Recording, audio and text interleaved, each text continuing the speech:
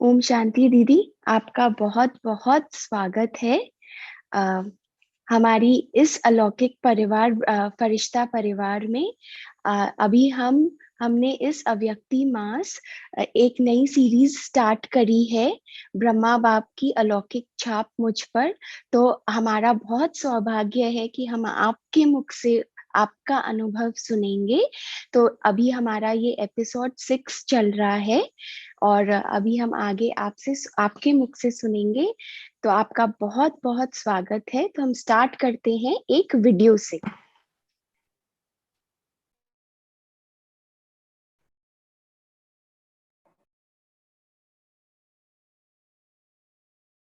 शुरू करो।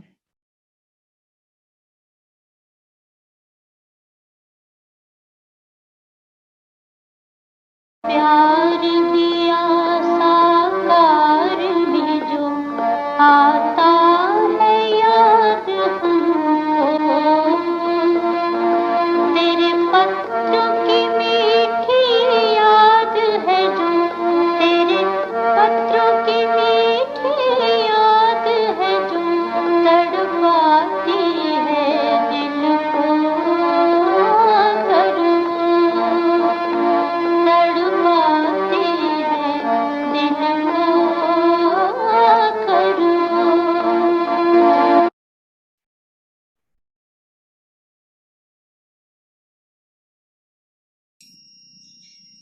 ओम शांति दीदी, ओम शांति। आपका इस दिल्ली दरबार भविष्य सत्युगी राजधानी में बहुत बहुत विशेष स्वागत है। इस फरिश्ता परिवार के बीच में ये पूरा हम परिवार को फरिश्ता परिवार कहते हैं, क्योंकि देश विदेश से बाबा के बच्चे यहाँ रोज़ पिछले 2 साल से ज्वाइन कर रहे हैं। मतलब केवल ये दिल्ली नहीं है, बेहद का परिवार है।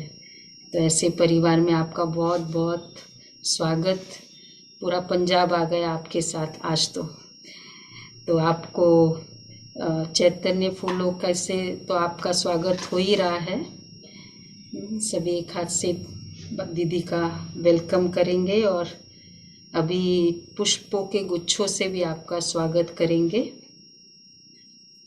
वरदानों से बाबा आपका स्वागत कर रहा है इस दिल्ली दरबार में। देखते हैं।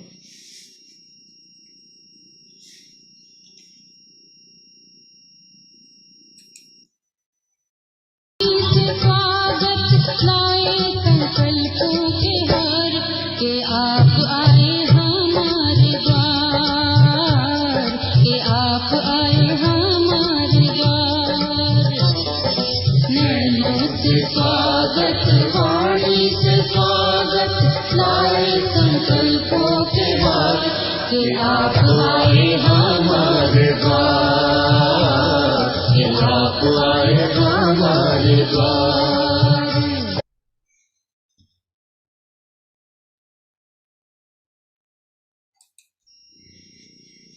ओम शांति। तो वरदानों से भी दिल से आपका विशेष अभिनंदन। आदरणीय दीदी जी, आप फरीदकोट विशेष सेंटर के निमित्त है, लेकिन अभी वर्तमान समय पंजाब जोन को आप विशेष उसका निर्देशन का कार्य कर रही है। आपने अमृतसर, मुजफ्फरनगर, बिहार, रोहतक, चंडीगढ़, फरीदकोट बहुत सारे सेवा स्थानों पर सेवा की और अनेक सेवा केंद्र और गीता पाठशाला आपके जोन में हैं। और आप बहुत प्यार से और बहुत रमणीक वे से पालना देते हैं। ये आपकी बहुत बड़ी विशेषता है। और ज्ञान को, चाहे ज्ञान की गुह्य रास को एकदम ह्यूमरस वे से, रमणीक वे से देकर सबका दिल भी बहलता है और वो पॉइंट्स को, वो ज्ञान को धारण करने में सहज भी लगता है। तो ये आपकी बहुत अच्छी विशेषता है। बहुत सारे बहनें, बहुत शक्ति सेना के आप कमांडर हो, बड़े सारे। और दीदी आप तो चंद्रमणि दादी के संग भी पालना ली होगी। पंजाब मतलब चंद्रमणि दादी। और सबसे ज़्यादा पंजाब में अमृतसर में ही ज़्यादा अपोजिशन रहा, तो आप उस समय के भी साक्षी हो। तो सेवा की स्थापना के भी साक्षी हो, दादियों की पालना, चंद्रमणि दादी के भी पालना के विशेष निमित्त, और मम्मा बाबा के भी पालना के अधिकारी बने हो। तो आपके पास बहुत सारे इस रहस्य के खजाने हैं, तो आज आप हमको खुले दिल से बांटते जाओगे। ओम शांति।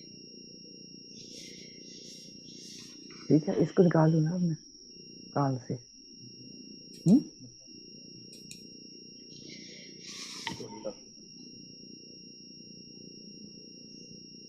ओम शांति।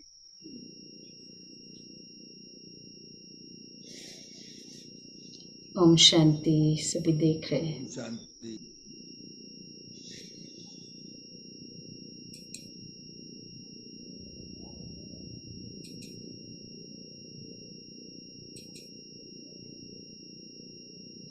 अनम्यूट हो गए, म्यूट हो गए, अनम्यूट करना।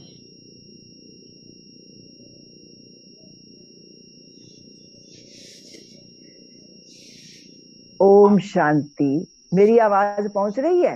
हाँ जी, पहुंच रही है। पहुंच रही है, ठीक है। ओम शांति। ज्ञान के सागर, शांति के सागर, प्रेम के सागर, परमपिता परमात्मा के लाडले, दीदी दादियों के दुलारे, दिल्ली के भाई बहनों से आज मिल रही हूँ। यूं तो आप सब ने शुरू से ही मम्मा, बाबा, मनमोहिनी दीदी जी, ऑलराउंडर दादी जी, गुलजार दादी जी और बहुत बड़े बड़े महारथियों की पालना ली हुई है। और मुझे भी बहुत खुशी है कि अपने रूहानी परिवार को मिल रहे हैं। बहुत अच्छा लग रहा है। और मुझे रात को ही बहन का फोन आया, तो मैंने कहा बहुत अच्छा, कोई बात नहीं, क्योंकि मुरली तो पूरी हो ही जाएगी 8 बजे तक, तो 8 से 9 तो हम सब भाई बहनों से मिल ही सकते हैं। तो बहुत अच्छा लग रहा है। और आपने 50 साल पीछे की स्मृतियां याद कराई, और बहुत खुशी होती है जब जब हम ये स्मृतियों को ताजा करती हैं, तो खुद की भी स्थिति बनती है और सबके साथ शेयर करने में भी बहुत अच्छा लगता है। तो आज हम अपने अलौकिक पिता प्रजापिता ब्रह्मा बाबा के विषय में बहुत सारी बातें शेयर करेंगे, चर्चा करेंगे। हम सब पद्मा पदम भाग्यशाली हैं कि पुरुषोत्तम संगम युग में हम 3 बाप के बच्चे हैं। सतयुग में हमारा एक पिता, बाबा ने कहा है ना, सतयुग में एक बाप, सतयुग त्रेता में एक बाप, द्वापर कलयुग में 2 बाप, और संगम युग में हम 3 बाप के बच्चे हैं। मुझे याद है कि साकार बाबा जब थे तो बाबा कहते थे, बच्चे देखो, अपने लौकिक पिता, शरीर के पिता को तो सब जानते हैं और भगवान को भी याद करते हैं, परंतु तीसरे पिता का भी परिचय देना बहुत जरूरी है। तो ऐसे बाबा रमणीकता से कहते थे, बच्चे 3 बाप का परिचय पता है कि इसको कैसे दोगे?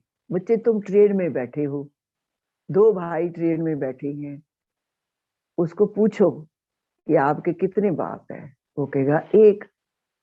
फिर दूसरा कहेगा नहीं नहीं मेरे 2 बाप हैं, और तीसरा कहेगा नहीं मेरे 3 बाप हैं।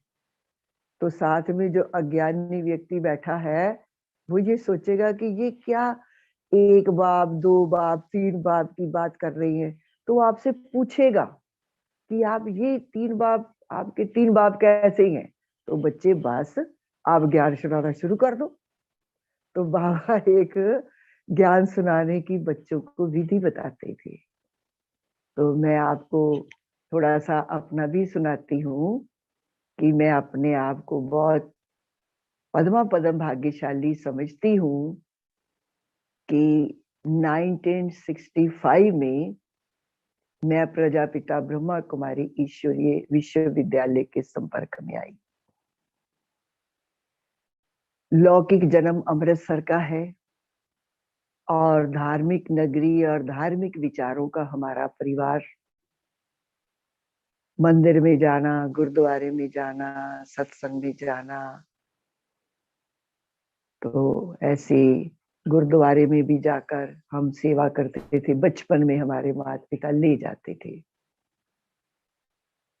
इसी कड़ी में अमृतसर में उन दिनों में मातेश्वरी जी आए थे।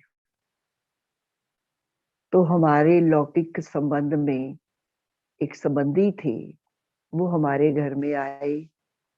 उनको ये मालूम था कि ये परिवार बहुत धार्मिक है, अगर इनको हम निमंत्रण देंगे सेवा केंद्र पर आने का तो ये अवश्य मानेंगे। तो हमारे घर में आए, माता जी से उन्होंने बात की कि ऐसे मातेश्वरी जी आए हुए हैं, तो आप उनका प्रवचन सुनने के लिए चलेंगे? तो माता जी ने कहा ठीक, जरूर चलेंगे। तो लौकिक माता जी सबसे पहले अपनी सेवा केंद्र पर गए थे और मम्मा के प्रवचन सुने। तो अक्सर हमारी माता की ये नेचर थी कि जो भी सत्संग में वो सुनकर आते थे तो घर में हम बच्चों को भी आकर के सुनाते थे। तो हमारी एक दिलचस्पी बनी रहती थी कि माता जी आज आएगी तो कुछ ना कुछ जो प्रवचन सुने हैं हमको सुनाएगी। तो ऐसे ही मम्मा के प्रवचन जब माता जी सुन करके आए तो हमने उनको पूछा कि आप क्या सुन करके आए? तो उन्होंने अपना अनुभव सुनाया कि आज मैं गई तो मुझे बहुत अच्छा लगा। मम्मा की पर्सनैलिटी, मम्मा की दृष्टि, मम्मा के मीठे बोल और मम्मा के प्रवचन माता के दिल को छू गए। उन्होंने बताया कि आज मुझे बहुत नई बात मिली कि मम्मा ने कहा कि देखो, कहते हैं बिन हुक्मे झूले नहीं पत्ता। भगवान के हुक्म के बगैर पत्ता भी नहीं हिलता।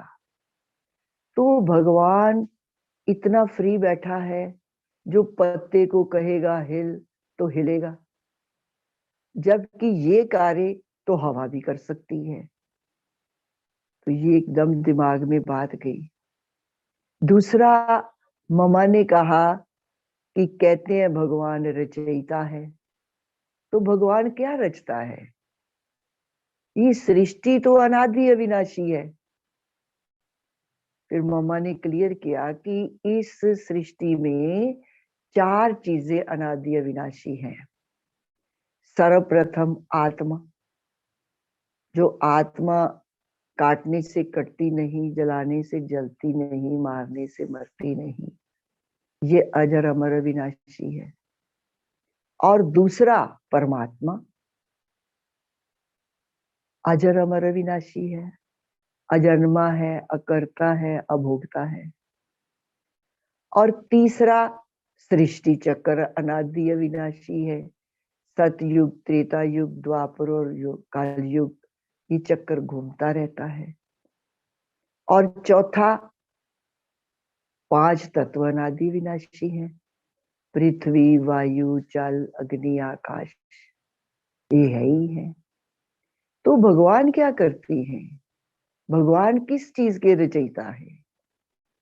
ऐसे मम्मा ने फिर समझाया कि भगवान रचयिता जो है वो पतित आत्माओं को पावन बनाने का है।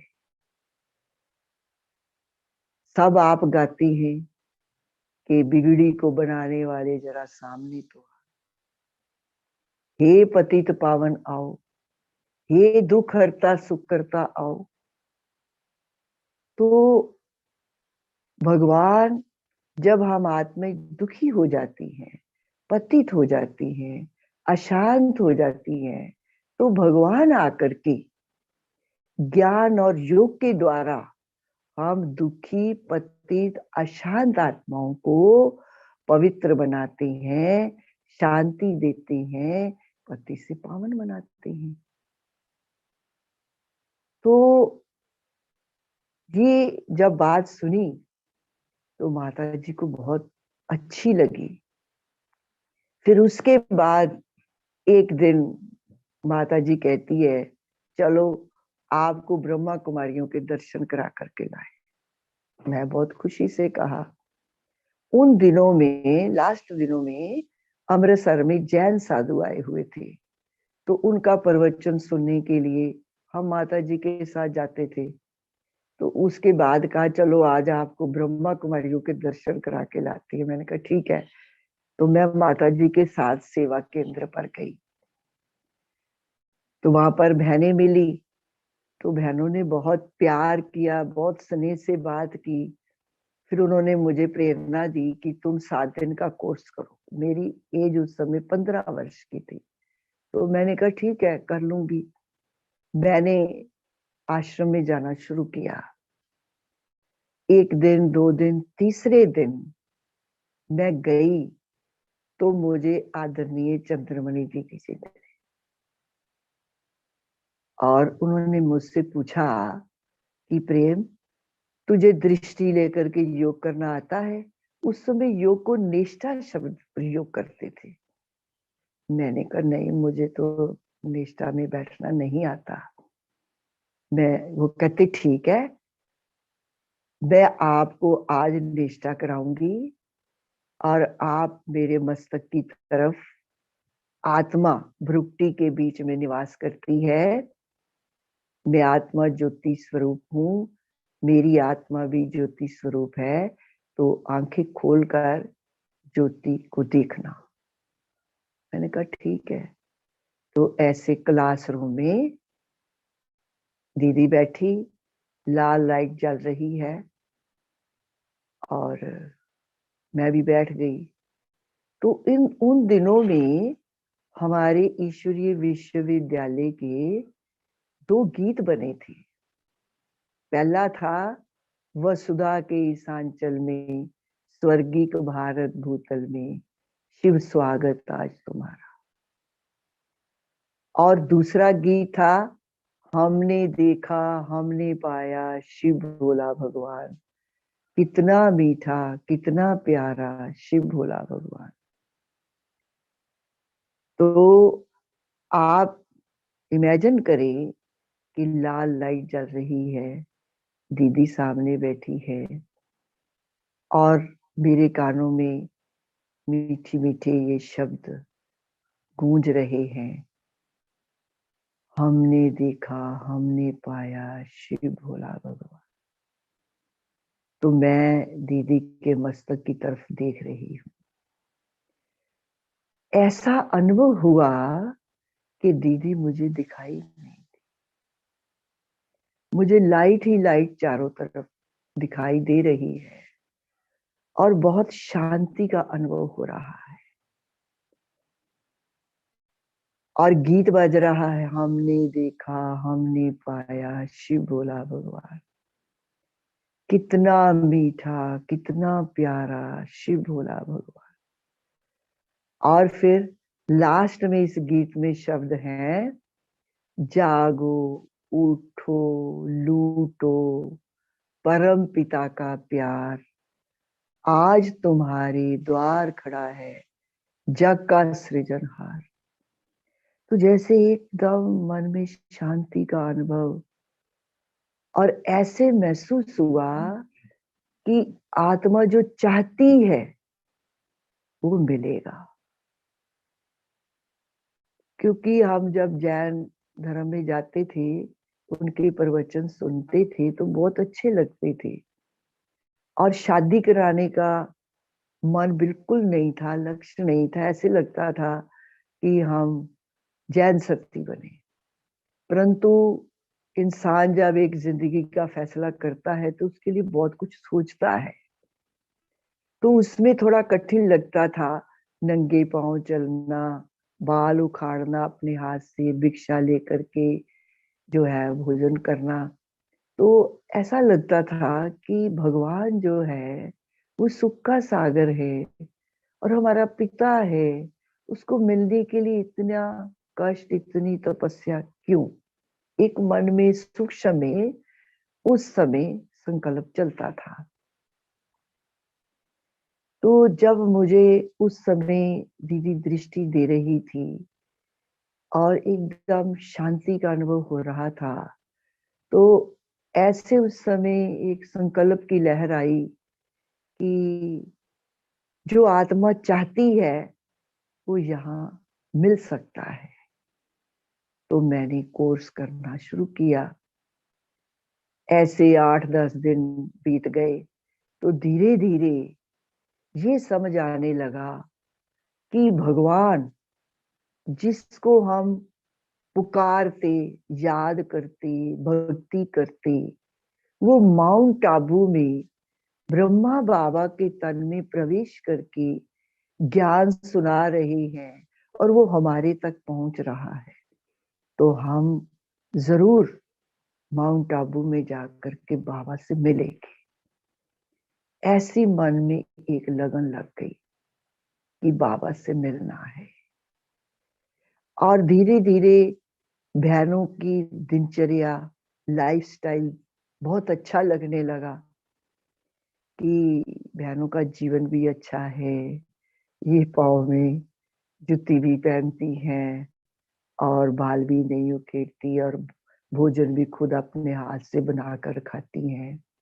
इस प्रकार से बहुत सारी बातें बहनों के जीवन की अच्छी लगने लगी कि ये जीवन तो हम अपना सकते हैं। शादी तो हमने करनी नहीं, दूसरे घर में हमने जाना नहीं, हमने तो अपना जीवन जो है वो सेवा में लगाना है। तो जैसे जैसे मेरे मन में संकल्प चलते थे तो लौकिक माता जी जो मुझे सेवा केंद्र पर लेकर के गई थी वो थोड़ा थोड़ा पीछे हटने लगी। उनको ये अंदर में डर हो गया कि ये मेरी लड़की कहीं ब्रह्मा कुमारी ना बन जाए। तो वो मुझे बहुत तरह की नेगेटिव बातें, संकल्प ढीला करने की बातें सुनाते, परंतु अपने मन पे कोई इफेक्ट ना होता। क्योंकि अब ऐसा महसूस करती है कि कल पहले वाली आत्मा ने बाबा के ज्ञान को समझना शुरू किया था और भाग्य उदय होने वाला था। अब माता जी भले जाते थे परंतु उनको ये निश्चय नहीं होता था कि शिव बाबा ब्रह्मा बाबा के तन में प्रवेश करके ये ज्ञान सुना रहे। तो आप देखिए कि आज से 60 साल पहले तो लड़कियां भी माँ बाप के आगे इतना कुछ कह नहीं सकती थी। तो मैंने चंद्रमणि दीदी को कहा कि दीदी, माता जी तो मधुबन जाने की छुट्टी नहीं देते। मैंने तो बाबा को जरूर मिलना है और मुझे यही जीवन बनाना है, तो अब क्या करूं? तो चंद्रमणि दीदी ने बहुत ही अच्छी बात कही कि प्रेम देख, अगर तुम्हारी भगवान से सच्ची लगन होगी, तुम्हारा बाबा से सच्चा प्यार होगा, तो अवश्य ही तेरे को माता छुट्टी देगी। तुमने ये देखना है कि मेरा बाबा से अटूट संबंध है, मेरा बुद्धि योग कहीं और तो नहीं जाता। तुम्हारी लगन सच्ची होगी तो तुझे अवश्य छुट्टी मिलेगी। दीदी की ये बात मैंने अपने मन में उतार ली कि ठीक है, मुझे बाबा को पूरा याद करना है और मुझे छुट्टी मिले। अब हम तो वाइब्रेशन दे सकते थे और अपने जो मान की बातें थी, वाइब्रेशन थे, वो माता के पास पहुंचे। उसके लिए हम बाबा के आगे रिक्वेस्ट करते थे कि बाबा, माता की बुद्धि का ताला खोलो, इनको निश्चय हो कि शिव बाबा ब्रह्मा बाबा के तन में प्रवेश करके कार्य कर रहे हैं, तब मुझे छुट्टी मिले। तो वंडर देखिए आप, कैसे सुबह बैठ करके मैं योग करती थी और माता जी भी अपनी भक्ति मार्ग की समाधि में बैठते थे। तो एक दिन सुबह मैं भी योग में बैठी हूँ और माता जी भी बैठी है, और माता जी ने समाधि से उठकर मुझे कहा कि प्रेम, तुम दीदी को फोन करो कि मेरी टिकट बुक करा ले, मैं आपको छुट्टी देती हूँ मधुबन जाने की। तो माता ने अपना अनुभव सुनाया कि आज मैं जब बैठी थी तो मेरे को ब्रह्मा जी, विष्णु जी और शंकर जी दिखाई दिए साक्षात, और ऊपर से ज्योति आ रही है और धीरे धीरे आई और ब्रह्मा बाबा के तन में प्रवेश की। तो माता ने कहा कि आज मुझे निश्चय हुआ कि शिव बाबा ब्रह्मा बाबा के तन में प्रवेश करके ज्ञान सुना रहे, तो तुम अपनी सीट बुक कराओ, टिकट बुक कराओ और मधुबन में जाओ। तो मैं तो बहुत खुश हुई, और उन दिनों में तो टेलीफोन भी आम नहीं थे, तो हमारे पड़ोस में टेलीफोन लगा हुआ था। मैं भागी भागी गई और दीदी को मैंने टेलीफोन किया कि दीदी, आज मुझे माता जी ने छुट्टी दे दी है कि आप अपनी सीट बुक कराओ माउंट आबू जाने की। कुछ दिनों के बाद पार्टी मधुबन जाने वाली थी। तो दीदी ने मुझे बहुत प्यार किया। दीदी कहते, अरे तुम तो सच्ची योगिन हो, सचली कौड़ी हो, तुम्हारा बाबा से बहुत प्यार है, बाबा ने तुम्हारी बात सुन ली। तो अंदर में बाबा के लिए बहुत शुक्रिया निकलता। तो आप देखिए कि फिर सीट मेरी बुक हुई, और लगभग 15-20 दिन के बाद मधुबन में पार्टी गई। 15 मेंबर की पार्टी थी मधुबन में जाने की। तो मैंने भी अपनी तैयारी की, और आपको मैं वंडर बताऊं कि उस समय 31 रुपए रिटर्न टिकट थी। आने जाने की टिकट 31 रुपया लगती थी, और 70 रुपए मिले थे। उसमें एक तो मैंने अपनी व्हाइट साड़ी 40 रुपए की आई थी वो ली, क्योंकि मेरे को ऐसा जीवन बनाना है, मुझे तो व्हाइट ड्रेस ही पहननी है। क्यों नहीं बाबा के आगे हम व्हाइट ड्रेस पहन करके ही जाएं। तो ऐसे बहुत खुशी से तैयारी करके मैं आश्रम में पहुंची, और उस समय इतना ज्यादा मालूम भी नहीं था कि क्या चाहिए रास्ते के लिए। तो चंद्रमणि दीदी ने जो हमारी कमी पेशी थी सारी वो टैची देखी, कमी पेशी पूरी की, और उसके बाद हमको मधुबन में लेकर गए।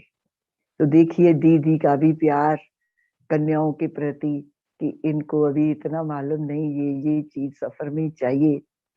तो दीदी ने वो मेरे को उस समय तैयारी करके दी। फिर उसके बाद हम मधुबन में गए। मधुबन में गए तो 36 घंटा लगा, और सुबह हमारी ट्रेन मधुबन में पहुंची,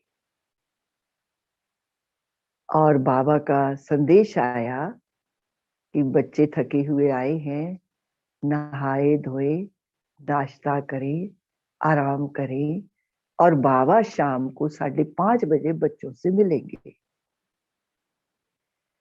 अब हमें तो इतनी लगन बाबा से मिलने की कि कब 5:30 बजेंगे और हम बाबा से मिलेंगे। तो हम तो जल्दी मिलना चाहते हैं, परंतु आज्ञा है 5:30 बजे, तो ठीक है। तो क्या हुआ कि हम नहा धो करके नाश्ता करके बाहर आंगन में आए तो बाबा झोपड़ी से बाहर आ रहे थे। तो बाबा को देख करके बहुत खुशी हुई। बाबा को हमने भाकी पहनी, बाबा ने बहुत प्यार किया। और बाबा कहते बच्चे आ गए? मैं कहा जी बाबा। अच्छा बच्चे अभी थके हुए होंगे, आराम करो, बाबा शाम को 5:30 बजे बच्चों से मिलेंगे। तो हमें तो आराम का, हमें तो ऐसी लगन कि बस जल्दी 5:30 बजे और हम बाबा से मिलने के लिए हिस्ट्री हॉल में जाएं। तो आखिर वो मिलन की घड़ियां आ गई। हम 5:30 बजे हिस्ट्री हॉल में पहले ही जा करके बैठ गए। और आपने देखा 3 संदली लगी हुई है और बीच वाली संदली बाबा नीचे पालथी लगा करके बैठे। लच्छू दादी 5:30 बजे बाबा को हिस्ट्री हॉल में लेकर के आई और बाबा उस संदली के बीच वाली संदली के नीचे जमीन पर है ना पालथी लगा करके बैठे। और इतनी शांति, और बाबा एक एक बच्चे को दृष्टि दे रहे हैं। और जब मैं दृष्टि ले रही हूं तो कल पहले की सारी मधुर स्मृतियां की कितनी भाग्यशाली हूं कि डायरेक्ट भगवान बाबा के तन में प्रवेश करके मुझे दृष्टि दे रहे हैं। और दृष्टि में ले रही हूं और ऐसी अश्रुधारा बह रही है अंदर में, जिसको कहते हैं खुशी की लहरें, खुशी की लहरें दौड़ रही है और अश्रुधारा बह रही है। और ऐसे महसूस हो रहा है कि आप समझ सकते हैं कि वो कौन से आंसू थे। आंसू 2 प्रकार के होते हैं, एक खुशी के होते हैं और दूसरे दुख के होती है, गमी की होती है। लेकिन ये जो अश्रुधारा थी, ये बाबा के प्यार में कि भगवान से हम डायरेक्ट मिल रहे हैं। और बाबा की दृष्टि में इतना प्यार था, इतना स्नेह था कि देखते ही रह गए। और बाबा एक एक बच्चे को आगे बुलाते हैं और बाबा कुछ कुछ पूछते हैं। तो ऐसे मेरी टर्न भी आई, मैं भी बाबा के आगे बैठी। तो बाबा दृष्टि दे रहे हैं और मैं ले रही। और बाबा पूछते हैं कि बच्ची आगे कब मिले हो? तो मैंने कहा जी बाबा 5000 वर्ष पहले मिले थे। तो बाबा ने कहा कौन सा पद पाया था? तो मैंने कहा बाबा महारानी का। तो उन दिनों में 6-7 दिन पहले एक बाबा की मुरली चली थी कि 21 जन्मों में फीमेल मेल बनता है और कुछ और फीमेल मेल बनती है। तो इस प्रकार से मुरली मुझे उस समय याद आ गई। तो मैंने कहा बाबा महारानी का पद भी पाया था और महाराजा का पद भी पाया था, क्योंकि 21 जन्मों में महाराजा भी बने और महारानी भी बने। तो बाबा कहते ठीक है बच्ची, चंद्रमणि इस बच्ची का लेटर लाओ, बाबा इसको दूसरे सेवा केंद्र पर भेजेगा, ये बच्ची बाबा की बहुत सेवा करेगी। तो दीदी देखने लगे। दीदी ने कहा बाबा अभी तो ये बच्ची घर से आई है, अभी इसको छुट्टी नहीं है, अगली बार जब आप ये बच्ची आएगी तो इसके घर वालों का पत्र होगा तो आप जहां मर्जी भेजना। तो बाबा ने कहा ठीक है। उसके बाद बाबा पूछती हैं कि बच्चे तुम्हारा युगल कहाँ है। अब मैं तो मन में एक पक्का निश्चय कर चुकी थी कि मेरे सर्व संबंध बाबा से है, मुझे और दुनिया बसानी नहीं है, बाबा ही मेरा सब कुछ है। तो मैंने कहा बाबा आप ही तो मेरे पति हैं। तो बाबा ऐसे दृष्टि देते रहे और बाबा ने कहा बच्ची याद रखना, बाबा तुम्हारे से बहुत सेवा कराएगा और अगली बार पत्र लेकर आना, बाबा तुझे दूसरे सेवा केंद्र पर भेजेगा। मैंने कहा ठीक है बाबा, जैसे आप कहोगे वैसे करेंगे। उसके बाद फिर बाबा टोली दी मुंह में, बाबा ने गोद भी दी। और आप समझ सकते हो कि बिछड़ी हुई आत्मा 5000 वर्ष के बाद उस पिता परमात्मा ज्योति स्वरूप से मिल रही है, ऐसा अंदर में शांति और बाबा की दृष्टि मिली। और आप देखिए कि हमारी जीवन की सृष्टि बदल गई।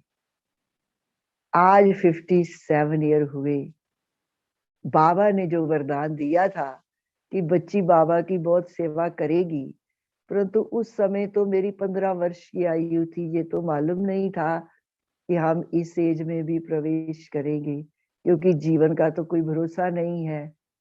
लेकिन बाबा त्रिकालदर्शी है, बाबा सब जानता है। तो बाबा जब दृष्टि दे रहे थे तो उस समय फिल्मी गीत बजा करते थे, और जब मैं बाबा से दृष्टि ले रही थी तो गीत बजा था, आज भी मुझे याद है। और जब वो गीत बजता है तो बाबा की वही प्यार में खो जाते हैं। गीत बजा था, तुम ही मेरे मीत हो, तुम ही मेरी प्रीत हो, तुम ही मेरी जिंदगी की पहली पहली मीत हो। तो ऐसे बाबा से अटूट संबंध उसी समय ही जुड़ गया था। मन में पक्का इरादा हो गया था कि तुम्हारे सिवाय और हम किसी को याद नहीं करेंगे, तुम ही हमारी जिंदगी में हो। क्योंकि उस समय बाबा का शरीर नहीं दिखाई दे रहा था, ज्योति स्वरूप शिव बाबा हमें दिखाई दे रहा था। बाबा ज्योति स्वरूप और मैं आत्मा ज्योति स्वरूप, लाइट ही लाइट। और उस गीत में लास्ट शब्द थे, तुम हो बेकरार सैया हम बेकरार थे, जाने ना दूंगी तुझको नैनों के द्वार से, मिला आज प्यासा पंछी नदिया की धार से। तो ऐसी प्यासी आत्मा उस पिता परमात्मा से मिल रही है, ऐसा आत्मा ने अनुभव किया। और आज दिन तक वो अनुभव दिल में रहता है। जब वो गीत बजता है, बचपन के दिन भुला ना देना, आज हंसे कल रुला ना देना, तो वो हमारा ज्ञान का बचपन था। लेकिन ऐसा कहें कि पूर्व जन्म में हमारी भक्ति पूरी हो गई थी और आत्मा की परमात्मा की खोज में थी, और जो इस शरीर का हिसाब किताब था वो पूरा हुआ और किसी के साथ जुटा नहीं, और ये जीवन मुक्ति का पहला जन्म हमारा शुरू हो गया। और बाबा से इतना प्यार मिला, आपको बताई कि दृष्टि का इतना महत्व। दादियां भी दृष्टि देती थी और हम उड़ जाते थे। सुबह 4 बजे बाबा क्लास में हिस्ट्री हॉल में योग कराने के लिए आते थे, और 5 बजे बाबा ने एक दिन योग पूरा किया होता था, और बाहर जहाँ निर्वैर भाई का ऑफिस है और बाबा का कमरा है, उसके बाहर आंगन में, ये आंगन कच्चा होता था पहले, मिट्टी का था। आंगन में एक तरफ भाइयों की लाइन और एक तरफ बहनों की लाइन, और उस लाइन में बाबा एक एक के पास जाकर के बच्चों को दृष्टि दे रहे हैं। पहले भाइयों को दृष्टि दी, उसके बाद माताओं को माताएं बहनों को दी, और बाबा ऐसे पीछे हाथ खड़े हो करके सीधा खड़े होकर के दृष्टि देने लगे। और उसके बाद बाबा कहते हैं, बच्चे जानते हो तुम्हारी कार में एक बत्ती, मेरी कार में 2 बत्ती। आप समझ सकती हैं कि बाबा ने ऐसे क्यों कहा कि हमारी ये जो शरीर रूपी कार है, इसमें एक आत्मा, एक बत्ती है, ज्योति, और जो ब्रह्मा बाबा है उसके शरीर में 2 बत्ती है, माना एक शिव बाबा की और एक ब्रह्मा बाबा की। तो बाबा हर समय ये बात बच्चों को स्मृति में दिलाते थे कि बच्चे इस देहधारी में ना फंस जाएं, और बच्चों को हमेशा ये याद रहे कि इसके तन में शिव बाबा प्रवेश करके कार्य कर रहे हैं। ऐसे एक बार हम नाश्ता करके बाहर निकले तो बाबा झोंपड़ी से 10-11 बजे का समय होगा, बाबा झोंपड़ी के बाहर झूला था तो वहां बाबा आकर के बैठ गए। तो हम भी एक नोट किया करते थे कि अब बाबा से हम दिन में कितनी बार मिले, तो सोचते रहते थे बाबा से मिले। तो ऐसे बाबा झूले में बैठे थे तो मैं भी जाकर बाबा के साथ झूले में बैठ गई। तो बाबा ने 2 मिनट दृष्टि दी और बाबा कहते, बच्ची मालूम है किसके साथ झूला झूल रही हो? मैंने कहा, जी बाबा, शिव बाबा के साथ झूला झूल रही हूँ। बाबा कहते, बच्ची पास, बच्ची तुमने एक्यूरेट उत्तर दिया। बच्चे हर समय शिव बाबा को याद करना है। तो आप समझ सकती हैं कि उस समय अभी भी बाबा का पांडव भवन में बहुत पहरा है, हर समय बाबा का अनुभव होता है। लेकिन उस समय तो योग लगाने की जरूरत नहीं होती थी, हर समय बाबा की याद रहती थी। और बाबा भी याद दिलाते थे कि बच्चे हर समय शिव बाबा को याद करना है। बच्चे वॉशरूम में जाते हो, वहां भी लिखा हो शिव बाबा याद है। बेडरूम में जाते हो, बरामदे में जाते हो, किचन में जाते हो, सब जगह शिव बाबा याद है, शिव बाबा याद है। इस प्रकार से बाबा बच्चों को बाबा को याद करने की प्रैक्टिस कराते थे। और हमने ये अनुभव किया कि जो भक्ति मार्ग में कहा कि तुम ही हो माता पिता, तुम ही हो, तुम ही हो बंधु सखा, तुम ही हो, तो ये सारे संबंधों की अनुभूति शिव बाबा ने ब्रह्मा बाबा के तन में हम बच्चों को कराई। आप देखिए कि बाबा अभी भी कहती हैं, मुरली में रोज आता है मीठे बच्चे, और बाबा जब बात करते थे, मीठे बच्चे, लाडले बच्चे, सिकिलदे बच्चे, नूरे रतन, तो ऐसे आत्मा को जागृत हो जाती थी आत्मा कि हम किससे मिल रहे हैं।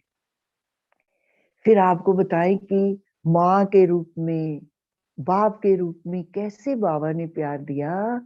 बाबा ज्ञान का सागर मुरली चला रहा है, उसके बाद मुरली के बाद बाबा कहते, आज बाबा बच्चों को मानी खिलाएंगे। अब मानी का तो हमें मालूम नहीं, तो ऐसे क्लास के बाद रोज टोली मिलती थी, बाबा रोज बच्चों को टोली अपने हाथों से देते थे। एक दिन बाबा ने कहा, आज बाबा बच्चों को मानी खिलाएंगे। तो जहां पर अभी टेलीफोन एक्सचेंज है, वहां पर भंडारा था और लकड़ी में खाना बनता था और पत्थर के कोयले की भट्टी जलती थी। तो हमने गए क्लास के बाद लाइन में लग करके, और ये अपनी सत्ती बोली, भोली दादी, ऐसे 5-6 दादियां भट्टी के पास खड़ी हैं और छोटी छोटी जो है वो रोटी बना रही हैं, और रोटी बहुत सुंदर फूल रही है। उसके ऊपर फिर मक्खन और पिसी हुई चीनी भोली दादी बाबा के हाथ में देती है और बाबा एक एक बच्चे को दृष्टि दे करके और बाबा के आंखों में प्यार का पानी बच्चों के लिए कि बच्चे इतनी देर के बाद मिले हैं, और बच्चों के दिल में भी आंखों में ऐसे नमी प्यार से आंसू, और बाबा बच्चों को गिट्टी दे रहे हैं और बाबा कह रहे बाबा याद ऐसा वो प्यार का सीन कि जैसे माँ बच्चों को गिट्टी खिलाती है, ऐसे वो बाप ने बाबा के तन में प्रवेश करके इतनी पालना की। एक दिन बाबा ने कहा आज बाबा रोज कुछ ना कुछ बच्चों को लाड प्यार में खिलाते, आज मम्मा बच्चों को अंगूर खिलाएगी क्लास के बाद। उन दिनों में मम्मा की तबीयत इतनी अच्छी नहीं थी, तो सब बच्चे मम्मा के कमरे में गए। बाबा के कमरे के साथ मम्मा का कमरा था और बाबा भी साथ कुर्सी पर बैठे हैं और मम्मा अपनी चारपाई पर है। मम्मा के साथ जमुना दादी बाबा की मम्मा की ब्राह्मणी बैठी है। और क्या वो सीन आप इमेजिन करें मन में कि बाबा लाइन में एक एक बच्चे को स्नेह भरी दृष्टि दे रहा है, हम तो उसी दृष्टि में खो रहे हैं।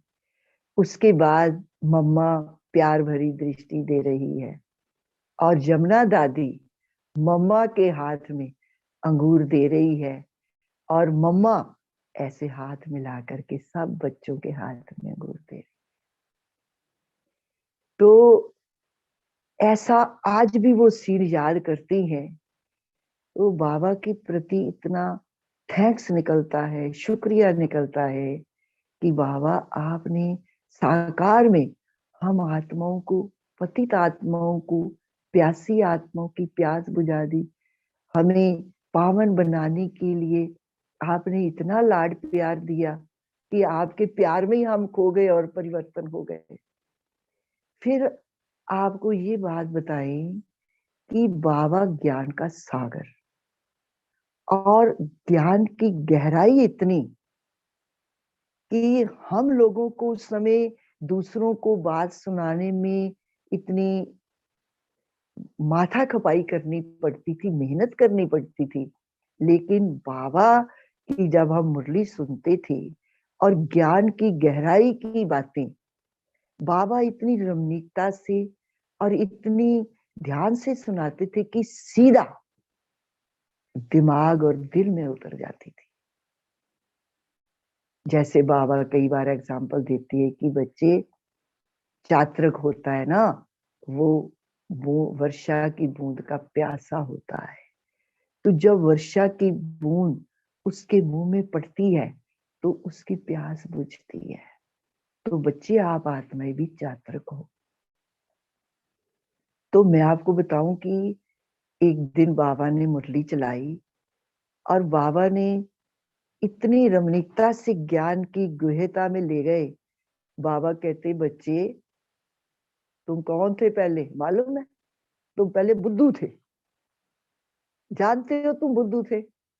बाबा कहते देखो तुम आगे सत्संग में जाते थे तो क्या करते थे, वहां पर तुम सुनते थे जो भगवान है वो कण कण में है, सर्वव्यापक है, सब में है, कुत्ते बिल्ले ठिक्कर भित्तर सब में है। तो आप क्या करते थे, सत्य वचन मारा। ऐसे बाबा मुस्कुरा भी रहे हैं अंदर में और एक्शन भी कर रहे हैं कि सत्य वचन महाराज। बच्चे ऐसे ही करते थे ना।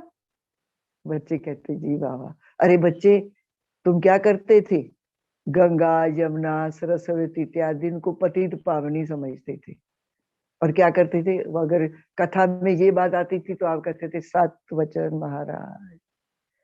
और बच्चे मनुष्य आत्मा 84 लाख योनियां धारण करती है, गधा घोड़ा कुत्ता बिल्ला गाय भैंस, जब आप सुनते थे तो क्या करते थे, सत्य वचन महाराज।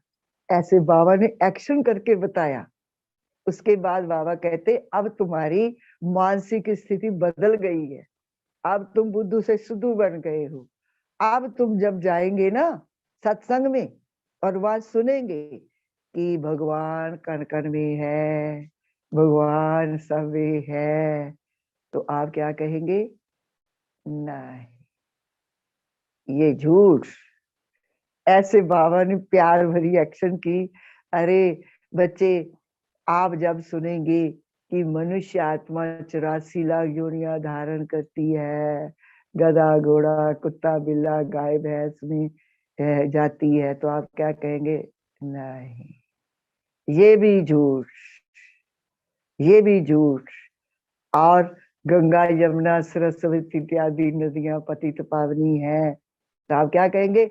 नहीं, ये भी झूठ। तो बच्चे, पहले तुम बुद्धू थे, अब तुम बुद्धू से सुद्धू बन गए ना। तो ऐसे मतलब रमणीकता से भी, और आप सोचिए कि कितनी ये ज्ञान की गहरी बात। उस समय हम जब प्रदर्शनी के चित्रों में लोगों को ये बात सुनाते थे, तो लोग इतना क्रिटिसाइज करते थे कि आप हमारे शास्त्रों की बातों को कंडम करते हो, हमारे शास्त्रों की निंदा करते हो। तो हम सोचते थे कि हमको तो बाबा ने जब ये बात कही तो बहुत जल्दी दिमाग में बैठ गई, अब इन लोगों की बुद्धि में बैठती। परंतु वो भगवान ने डायरेक्ट हम बच्चों को समझाया तो समझ आ गई।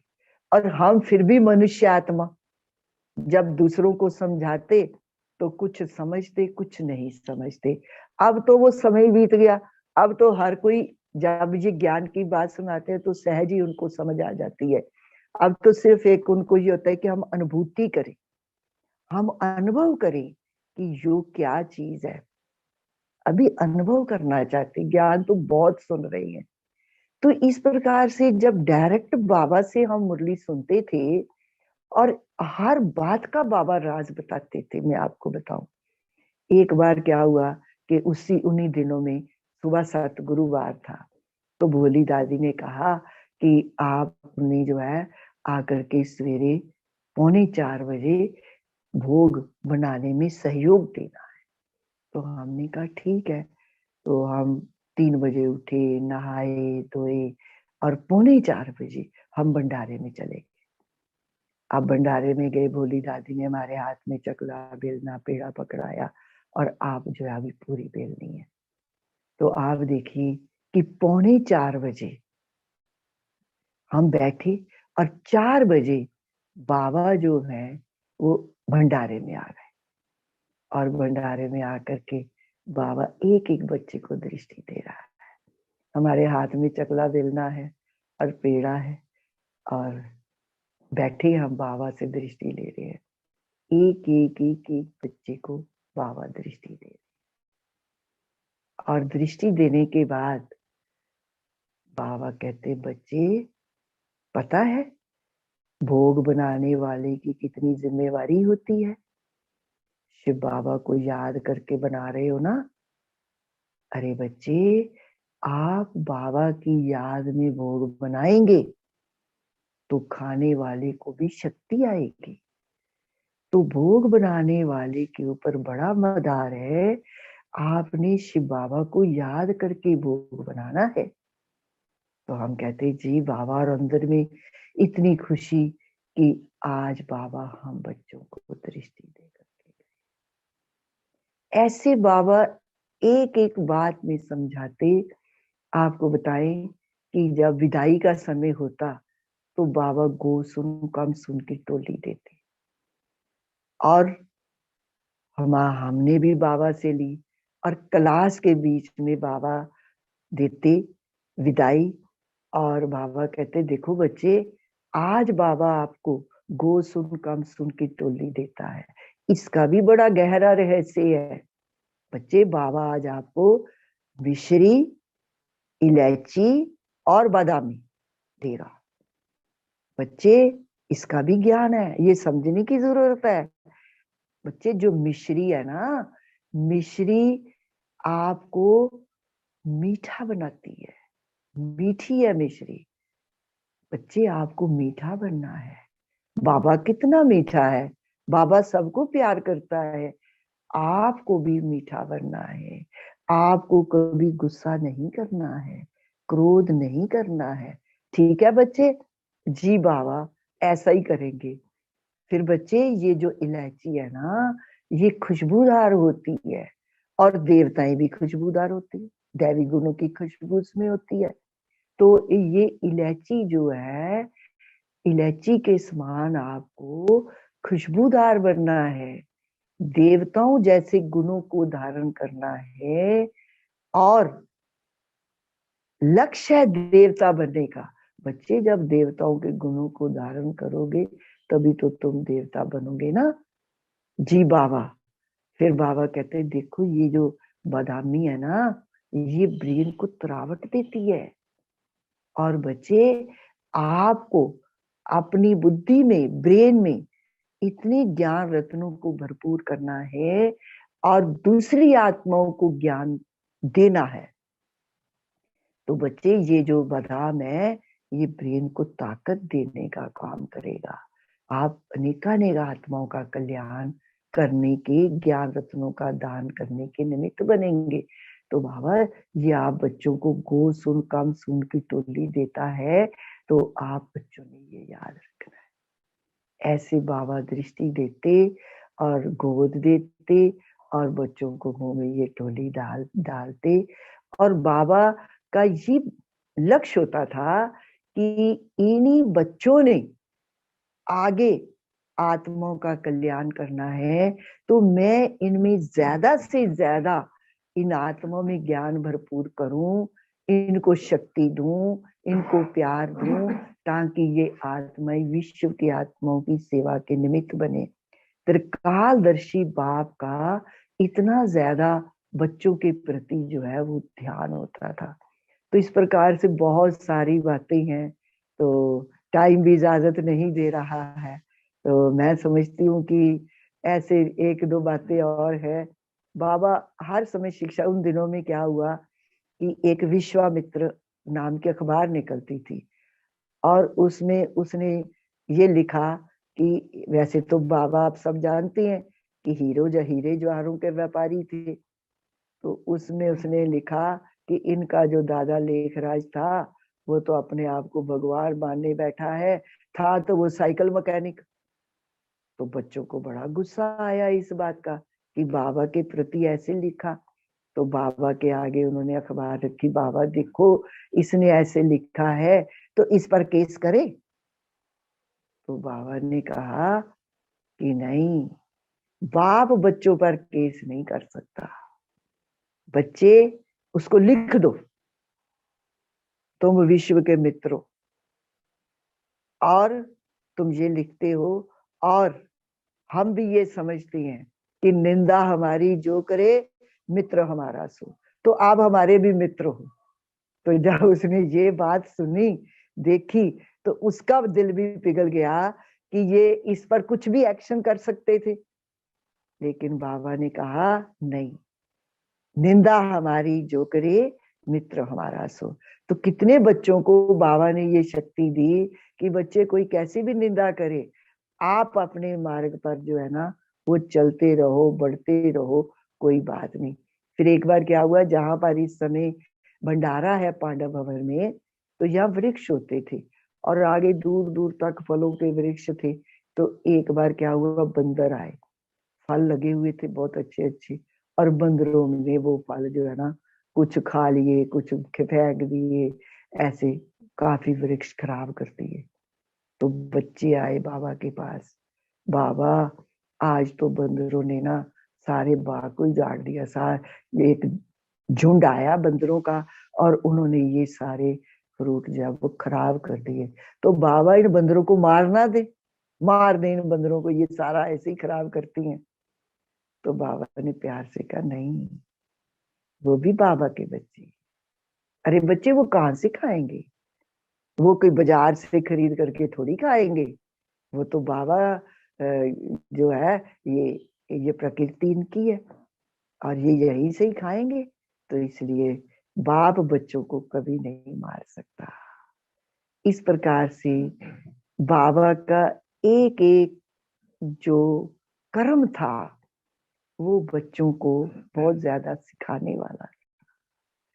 एक बार यज्ञ में क्या हुआ कि जैसे जानकी, आदरणीय जानकी दादी छोटे थे, तो एक बहन ने कहा कि जानकी तुम्हारा माथा बहुत बड़ा है।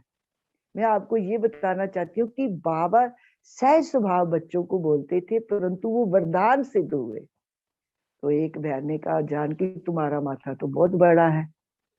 तो जैसे उस समय थोड़ा धी अभिमान भी होता है, तो दादी को भी फील हुआ कि हाँ मेरा माथा बहुत बड़ा है। तो दादी बाबा के पास गई। बाबा कहती बाबा फलानी ने मुझे कहा है कि तुम्हारा माथा बहुत बड़ा है। तो बाबा ने कहा बच्ची अच्छी बात है ना, जितना तुम्हारा माथा बड़ा होगा उसमें उतने ज्यादा तुम ज्ञान रत्न इसमें भरपूर होंगे, और उन ज्ञान रत्नों से तुम विश्व की आत्माओं का कल्याण करोगे।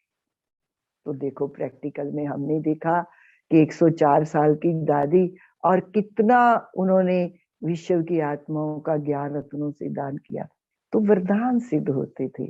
अपने आदरणीय गुलजार दादी जी के लिए भी बाबा ने कहा था, जब दादी जवान थी, अरे गुलजार तुम्हारे नयन जो है ये विश्व की आत्माओं को बाबा का साक्षात्कार कराएंगे। तो प्रैक्टिकल में हम लोगों ने सब ने बाबा का साक्षात्कार किया।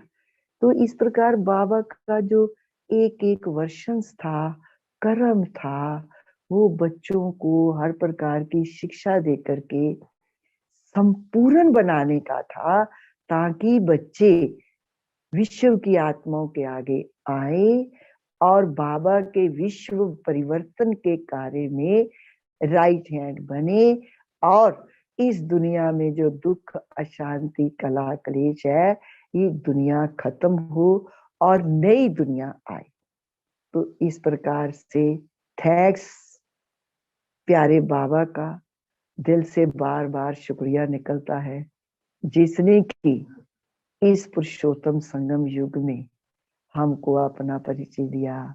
हमने अपने आप को जाना, अपने बाप को जाना और अपने कर्म को जाना, अपने पाठ को जाना, और हम सब भाग्यशाली हैं।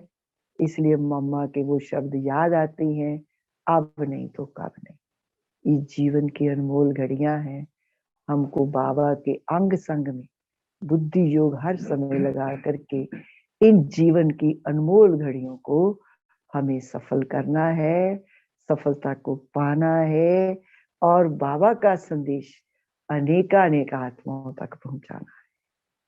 तो समय आगे इजाजत नहीं देता, तो इसलिए मैं आप सब भाई बहनों को बहुत ही स्नेह से, प्यार से एक यही कहूंगी कि जैसे हमारी दीदी दादियों ने बाबा से अटूट संबंध जोड़े और कितनी आत्माओं का कल्याण किया, कितनों की जीवन बनाई, और हमारी तो ज्योति जग गई, हमने तो भगवान को पहचान लिया। तो कहते हैं अपने लिए जिए तो क्या जिए, तू जिए दिल जमाने के लिए। तो इसलिए मुझे अपनी स्थिति बनानी है, हर समय बाबा को अपने दिल में बिठाना है, और दूसरी आत्माओं को भी बाबा के साथ जोड़कर उन आत्माओं का कल्याण करना है। सर्व आत्माओं के प्रति शुभ भावना, शुभकामना यही है, तो बाबा की हम आश पूरी कर सकेंगे और बाबा के दिल रूपी तख्त पर बैठ सकेंगे। जो वर्तमान दिल रूपी तख्त पर होगा, वही भविष्य राजगद्दी पर होगा। ठीक है। ओम शांति, ओम शांति, ओम शांति। थोड़ा सा आपका समय ज्यादा ले लिया, पर क्या करें, बाबा की याद में दिल से बाबा के लिए प्यार आता है। ओम शांति। आपकी प्रेम बहन की प्रेम भरी गंगा बह रही थी, तो सभी स्नान कर रहे थे उसमें, प्रेम की गंगा में। शब्दों में भी वो मिठास थी और बाबा के अनुभव का भी बहुत शक्तिशाली मिठास, स्नेह उसमें नजर आ रहा था। चाहे जब भी पालना ली थी, ऐसे लग रहा था कि वो प्रेम की पालना भी आपको मिल रही है और आप हमें दे रहे हो। वैसे पंजाब जोन का में प्रेम बहनें बड़ी थी, ऐसा है ना? प्रेम बहन देहरादून की भी पंजाब जोन से ही, तो प्रेम बहन की भी तो मतलब पंजाब जोन में ही आता था ना, देहरादून। तो बाबा ने बहुत सारे प्रेम वहाँ रखे, जो बाबा के स्नेह के पूरे पुतले हैं पंजाब में। पर मुझे लगता है आपने जो कहा उस हिसाब से घर में इतना अपोजिशन आपके वहाँ नहीं हुआ। नहीं तो जनरली पंजाब की बहुत सारी बहनों में अपोजिशन बहुत स्नेह सहन किया था लौकिक का, पर आपके वहाँ से इतना अपोजिशन नहीं हुआ। बाबा ने एक साक्षात्कार में उनको ठीक कर दिया था। ऐसे ही साक्षात्कार किया। अच्छा अच्छा, ओके। तो बहुत थैंक्स, आपने हमको शॉर्ट नोटिस में भी आपने अपनी वो प्रेम के गंगा वैसे ही बहाई, जैसे हम अगर पहले से भी आपको बताते, तो उसका भी थैंक्स। हमारी मेधा बहन है, वो उसको कुछ आपको विशेष आपके लिए कहना है। मेधा बहन जी दीदी, आप तो प्यार के सागर की एक प्रेममयी गंगा हैं। आपका बहुत बहुत थैंक्स, आपने हम सबको प्यार के सागर में और उस गंगा में भी डुबा दिया। आपके लिए कहना चाहूंगी, जलती क्षमा देती है प्रेरणा रोशनी के लिए, जलती क्षमा देती है प्रेरणा रोशनी के लिए, बहती हवा देती है प्रेरणा जिंदगी के लिए, जीवन वह जो बने प्रेरणा किसी और के लिए। तो आप वो दीदी हैं, प्रेम दीदी, जो प्रेरणा स्रोत है हम सभी के लिए। आपके अनुभवों ने हमें जीवन में किस तरह से बाबा को यूज करना है वो हमें सिखाया। आपका बहुत बहुत तहे दिल से थैंक्स। बहुत अच्छा लगा आप सभी बहनों से मिलकर के।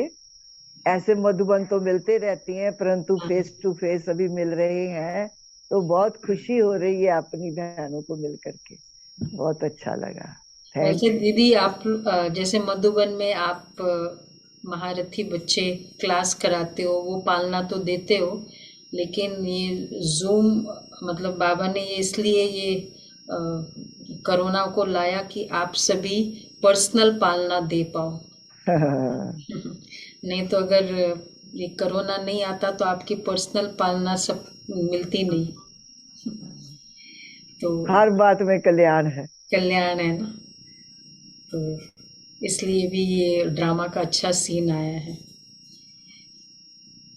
ओके, तो दीदी अभी आप सबको दृष्टि देंगे।